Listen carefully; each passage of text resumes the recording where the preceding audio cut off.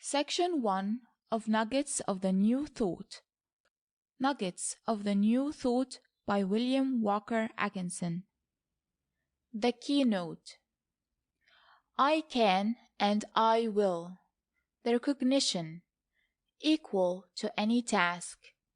A feeling of calm confidence. An abiding sense of power, reserve force, and security. The something within. The triple key to the door of attainment. The vibrations of success. I can and I will. Have you ever said these words to yourself with a firm conviction that you were speaking the truth, with a strong feeling that needed no other proof?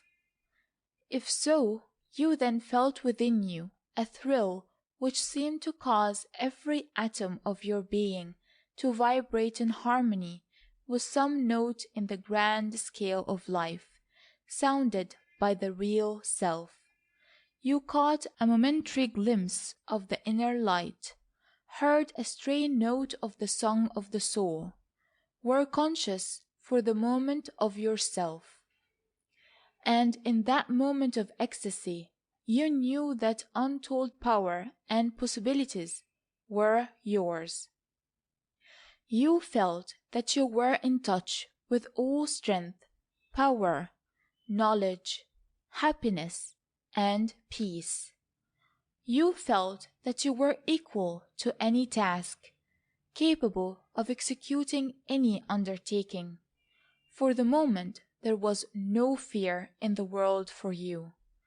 All the universe seemed to vibrate in the same key with your thought. For the moment, you recognized the truth.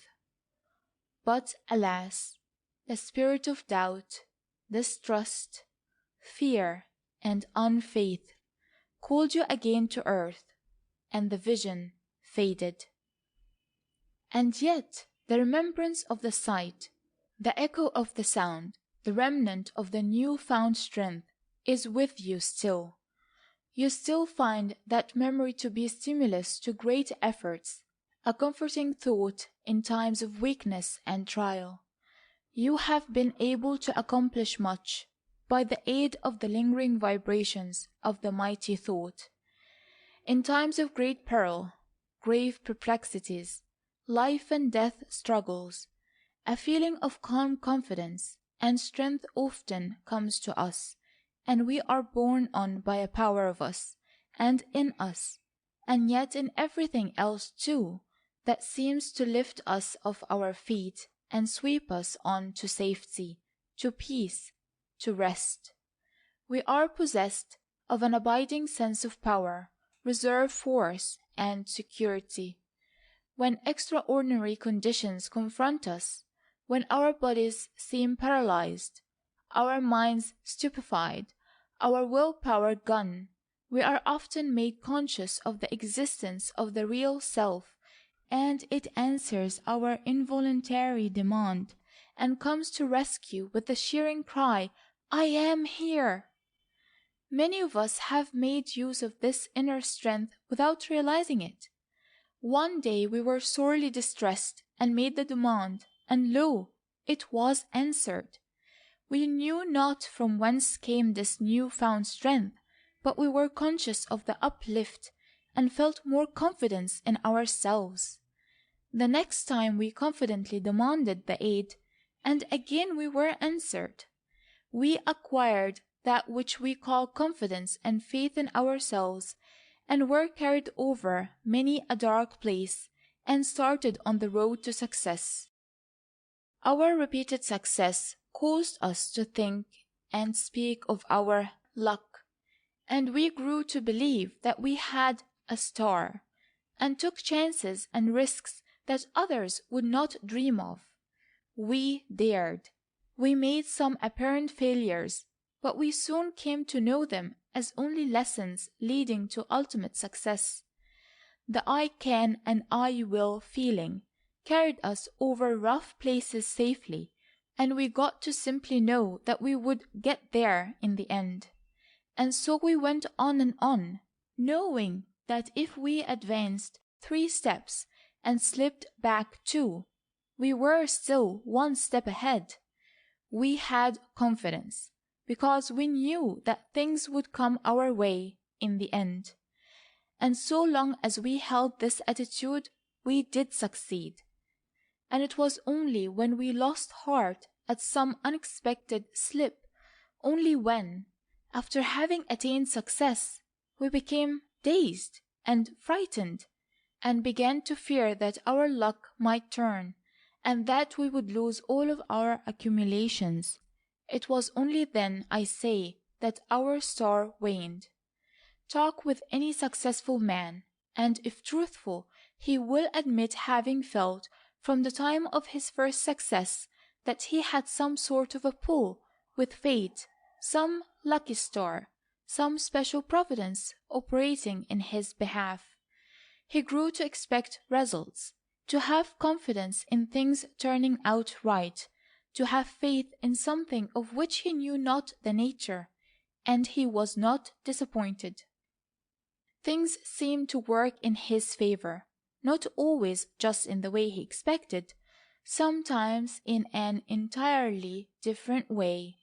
Matters seemed somehow to straighten themselves out in the end, so long as he kept his nerve. He did not know the source of his strength, but he believed in it, and trusted it just the same. Let us wake up and recognize this something within. Let us begin to understand this I can and I will feeling.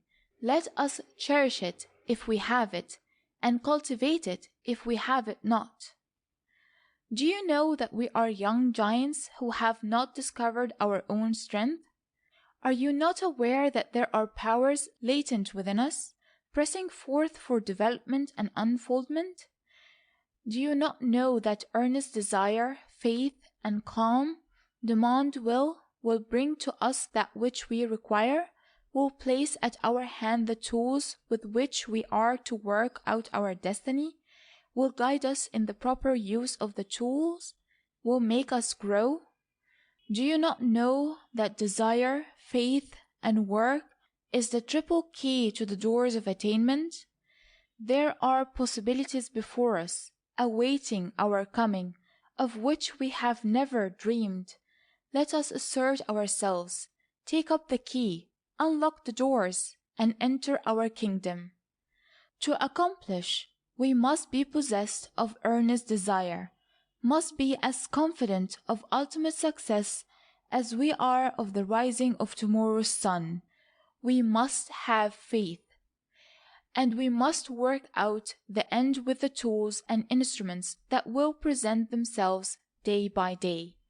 We will find that desire, confidence, faith, and work will not only brush aside the obstacles from our path, but will also begin to assert that wonderful force, as yet so little understood, the law of attraction, which will draw to us that which is conducive to our success, be it ideas, people, things, yes, even circumstances. O ye of little faith, why do you not see these things? The world is looking for these I can and I will people. It has places ready for them. The supply does not begin to equal the demand. Pluck up courage, ye unfortunate ones, ye doubters, ye I can't people. Begin the fight by abolishing fear from your minds. Then start to climb the ladder of attainment, shouting, I can and I will, with all your might, drowning out the sound of the buts, ifs, supposings, you can'ts, and aren't you afraids of your wet blanket friends at the foot of the ladder. Do not bother about the upper rounds of the ladder. You will reach them in time. But give your whole attention to the round just ahead of you, and when you have gained a firm footing on that, then look at the next one. One round at a time, remember, and give your entire attention to each step. Climb with desire, confidence, and faith, inspiring each step, and the task will become a pleasure. You will be conscious of some mighty force attracting you upward and onward as you progress. And don't try to pull some other fellow off the ladder. There's room enough for both of you. Be kind. Be kind. If you fail to feel the I can and I will vibrations within you, start in today and say I can and I will. Think I can and I will. Act I can and I will. And get the vibrations started in motion. Remember that as the one note of the violin, if constantly sounded, will cause the mighty bridge to vibrate in unison, so will one positive thought, held constantly, manifest itself both in yourself, others, and things. So begin sounding the note today, this very moment. Sound it constantly. Send forth a clear, glad, joyous note, a note of faith, a note of coming victory.